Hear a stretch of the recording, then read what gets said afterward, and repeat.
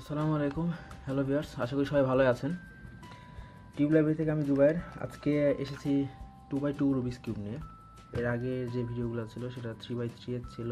তো আজকে আমরা 2x2 রুবিক্স কিউবটা মিলানো দেখবো আর কি। তো এটা আর কি তিনটা আর কি স্টেপ আছে, তিনটা অ্যালগোরিদম আছে। জাস্ট তিনটা স্টেপ আপনি মনে রাখলে কমপ্লিটলি মিলিয়ে ফেলতে পারবেন। ফার্স্ট স্টেপে আমরা জাস্ট ফার্স্ট লেয়ারটা মিলাবো, এটা জাস্ট নর্মাল, অনেক নর্মাল, খুবই ইজি। অ্যান্ড সেকেন্ড স্টেপে জাস্ট কর্নার পেজগুলো ম্যাচ করবো এবং তারপরে জাস্ট কালারগুলো ম্যাচ করবো। তো ইউটিউবে অথবা আপনি নেটে চাইলে যে অনেক জায়গায় আপনি বিভিন্ন রকম ভিডিও দেখতে পাবেন, অনেক রকমের অ্যালগোরিদম আছে, তবে সবাই তিনটা স্টেপ ইউজ করে। তো আমি আর কি মেনলি কর্নার পিস মিলাই সেকেন্ড লেয়ারের ক্ষেত্রে। তো যাই হোক, তো চলেন শুরু করি নতুন করে।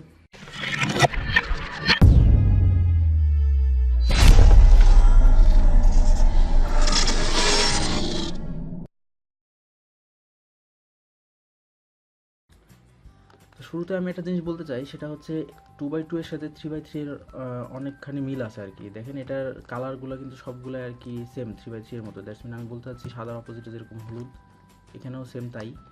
আবার কমলার অপোজিটে যেরকম লাল, এখানেও সেম তাই। তো সম্পূর্ণই সেম। এখানে যেরকম 6টা কালার আছে, এখানেও সেম সেরকম 6টা কালারই আছে। তো এই দুইটার মধ্যে জাস্ট ফারাক, সেটা হচ্ছে এটার সেন্টার আছে, এটা সেন্টার নেই। তো আমরা প্রথমে ফার্স্ট লেয়ারটা মিলাবো। ফার্স্ট লেয়ার আমি সাদা ধরলাম, এই সাদা লেয়ারটা কি মিলাবো, দেন আমরা কর্নার পিস মিলাবো, দেন আমরা কালার ম্যাচ করবো। তো প্রথমে আমরা এটা জিগল করি।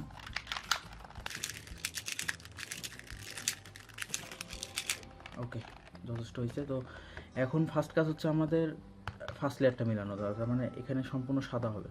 তো যে কোনো একটা সাদা আমরা ধরি, সাদা ধরার পরে প্রথম যে কাজটা হবে সেটা হচ্ছে এটার পাশাপাশি যে কালারটা আছে সেটা দেখা।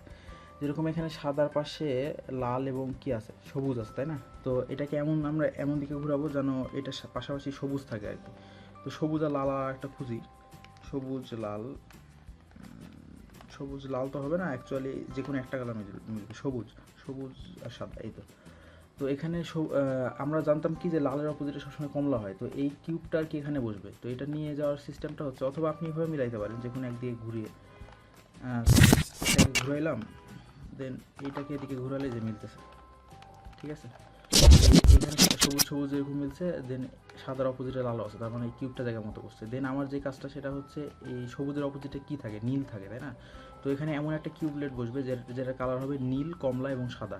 তো নীল, কমলা, সাদা হচ্ছে এই যে এই কিউবটা, তাই না? তো এটাকে আমরা এই কর্নার পিসের নিচে নিয়ে যাব। সেম একই সিস্টেম, যে 3x3 কিউবের ক্ষেত্রে যেটা করছিলাম সেম একই। এটা কর্নার পিসের নিচে নিয়ে গেলাম এবং এখন আমরা কি করব, এই কর্নার পিসটা নিচে নিয়ে যাওয়ার পরে এটাকে উপরে তুলবো। কিন্তু দেখেন উপরে তুললে কিন্তু এর জায়গা মতো বসছে না, তার মানে কালার ম্যাচ করতেছে না। এটার কারণ হচ্ছে সাদাটা নিচে আছে।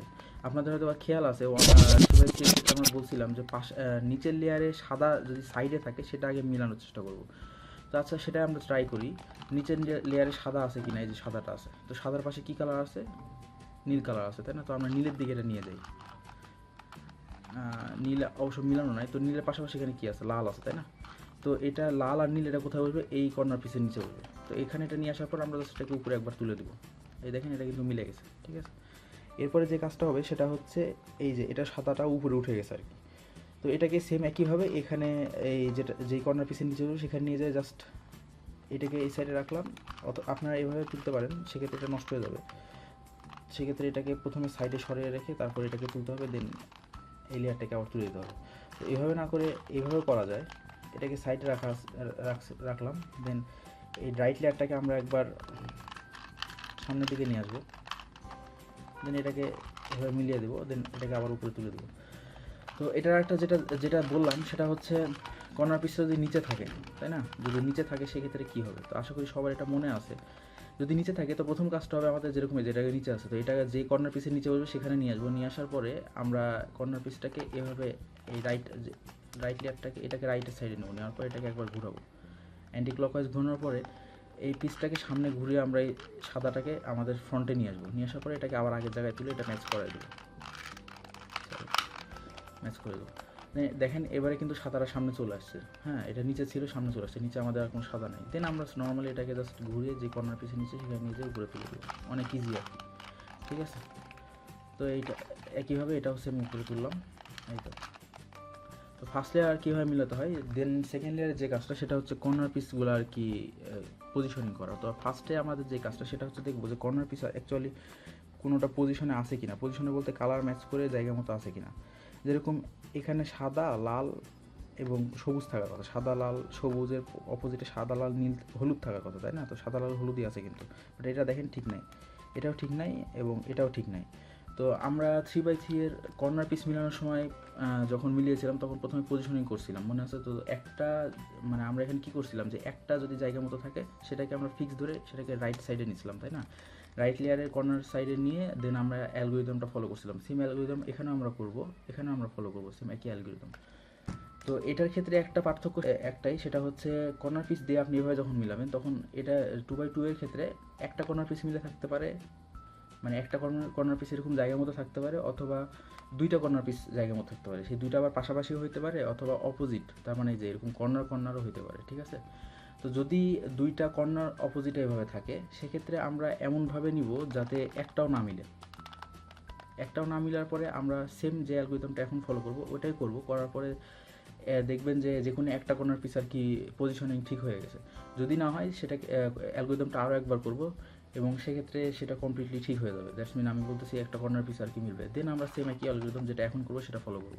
আর পাশাপাশি যদি থাকে, পাশাপাশি থাকার ক্ষেত্রে সেম একই কাজ, আমরা পাশাপাশি থাকলে যদি পাশাপাশি এখানে দুটো মিলে থাকে সেক্ষেত্রে আমরা এটাকে একবার ঘুরাবো এদিকে অথবা এদিকে, যেদিকে ঘুরাইলে কোনোটা ম্যাচ করবে না, এবং তারপরে যে কোনো একদিকে ফ্রন্ট ধরে আমরা সেম একই অ্যালগোরিদমটা ফলো করব একটা কর্নার পিস মিলানোর জন্য।